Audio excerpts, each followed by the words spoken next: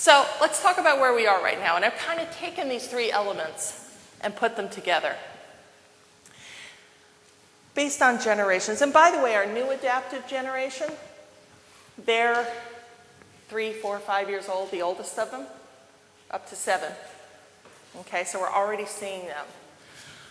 The previous previous civic generation are the GIs, who are pretty well, the line is drawn. Did you serve in World War II? So we're in fourth turning. We're in crisis mode. We have people learning, but we have a lot of activity with millennials and Gen X, but we have the older Gen Xers moving into leadership. And we still have a lot of boomers leading in leadership, but some of the boomers are beginning to work themselves into stewardship. Okay. Stewardship is about imparting the vision, maintaining the legacy, ensuring that the dream continues. Leadership, obviously, making that happen. Activity, boots on the ground. Learning. So we go 10 years later. All right, so we're all here as leaders and we're saying, where's our congregation going to be in 10 years? Where's our district going to be in 10 years? Where's our denomination going to be in 10 years? Who's going to lead us? That's the edge. Smack dab in the middle of the fourth turning.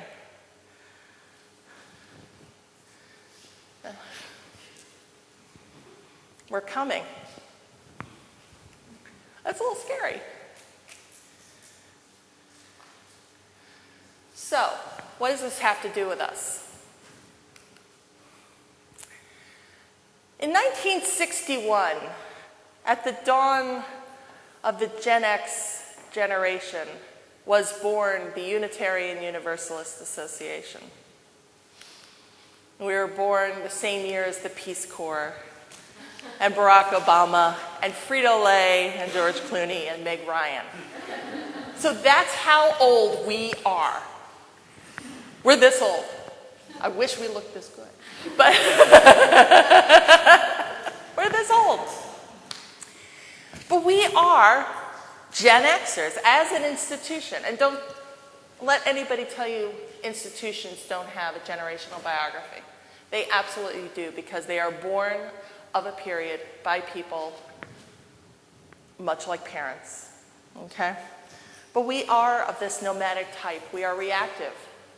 Nomadic generations tend to be unsure of their place in the world for a lot of reasons, low birth rate being one of them.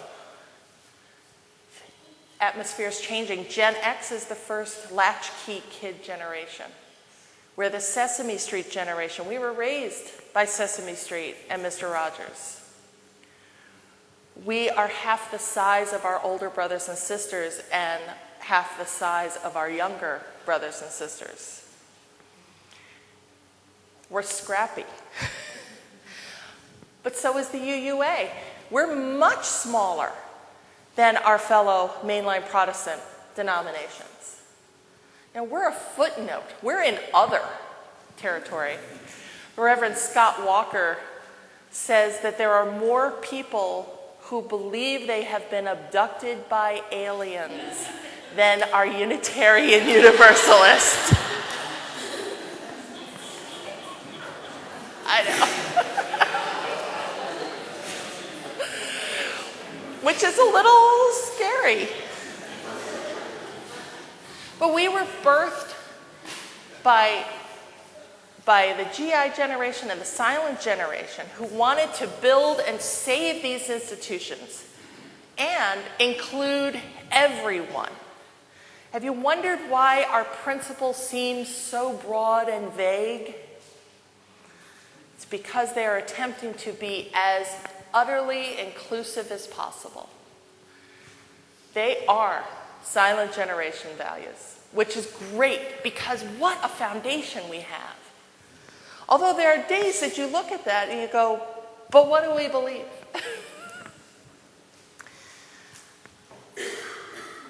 So we Gen Xers, all of us. But we're scrappy. We don't do things like everybody else, and we sometimes get slammed for that. You know the jokes. In a debate between going to heaven and talking about whether there's a heaven that exists when we die, we're all going to collect and talk about whether heaven exists. The people burn question marks on our lawn. We're the people who believe nothing and say everything. So, but we have a unique perspective. And so it's important for us to remember that our voice needs to be heard. The other thing, and the other reason I talk about this a lot, is because with this fourth turning, both as a denomination and in our congregations, we are facing real challenges in leadership. First of all, technology is blowing our minds. For every congregation that's comfortable and has the equipment to do this is a congregation that doesn't even want a microphone. Plus, how do we get online? How much do we invest in social media? Do we do this? How do we build the committees? How do we look? What are we doing? This is new. We also, as a denomination, we're in our fourth turning. As a denomination, we have never faced these challenges before. We've not gone through this kind of crisis together. And we're seeing the crisis playing out in our churches. We have people in our churches who lost jobs, who lost investments, who have been out of work for 2 or 3 years, who are coming back from the wars crippled and hurting and not getting support. We have people who are losing their houses, and they're in our churches, in our pews. And you don't see it because they come in every week, but they're hurting.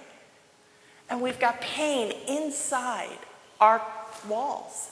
There's a lot of pain outside our walls, and we're doing good there, but we need to remember that the crisis is happening among us too.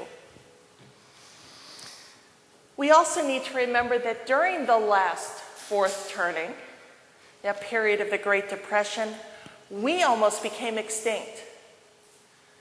One of the big reasons the Unitarians and the Universalists merged was for survival. So we are born out of crisis. And that's part of our DNA. There's been a lot of talk in leadership and the denominational level about what's our DNA. Part of our DNA is we were born out of crisis. And we've come together to try and be strong. And unfortunately, what happens in these fourth turnings is that generations start mistrusting each other. Oh, kids today, they don't get it. There's a series of films that came out in the 80s that reflect the mistrust of Generation X. They were written by boomers in silence. Ferris Bueller's Day Off, where Ferris slacks off for a day and rigs the system to change grades and hide the fact that he's not there. But he succeeds. And there's The Breakfast Club. 5? 6? 6? 5? Malcontents. The Brat Pack. And in detention. And they wind up breaking the rules, but they get what they need and they stand up for themselves. Pretty in Pink. All of the John Hughes movies. Fast Times at Ridgemont High. And I think one of the reasons is that Gen Xers are scrappy. Like I said, they're latchkey kids. So they've had to kind of make their own way. And it's scary to think that Ferris Bueller and Spicoli are going to be our leaders. Oh my God. So there's some mistrust. And it's a difficult time. And especially when we're in crisis. How do we trust somebody whose leadership styles I don't get, right?